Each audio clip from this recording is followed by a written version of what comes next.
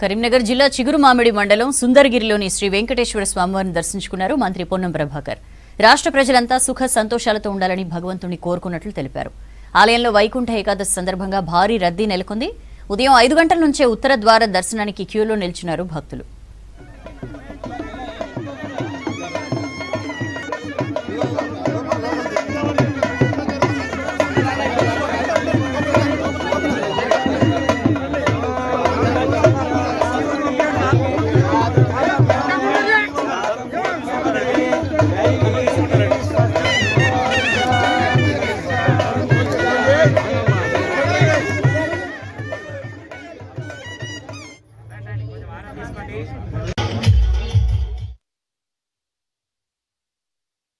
సుందరగిరి శ్రీ వెంకటేశ్వర స్వామిని దర్శనం చేసుకొని సర్వేజన సుఖినోభవం అందరూ కూడా బాగుండాలి.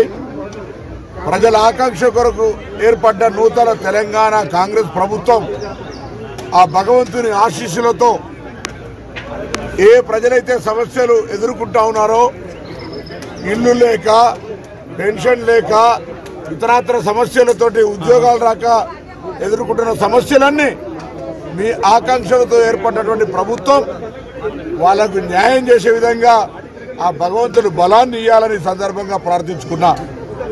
రాష్ట్ర మంత్రిగా నూతన ప్రభుత్వంలో నన్ను ఎన్నుకున్న హుస్నాబాద్ నియోజకవర్గ అభివృద్ధితో పాటుగా మేము ఇచ్చినటువంటి గ్యారంటీలు కావచ్చు, ప్రజా సమస్యల్ని కావచ్చు పరిష్కరించడానికి భగవంతుని ఆశీర్వచన అవసరం.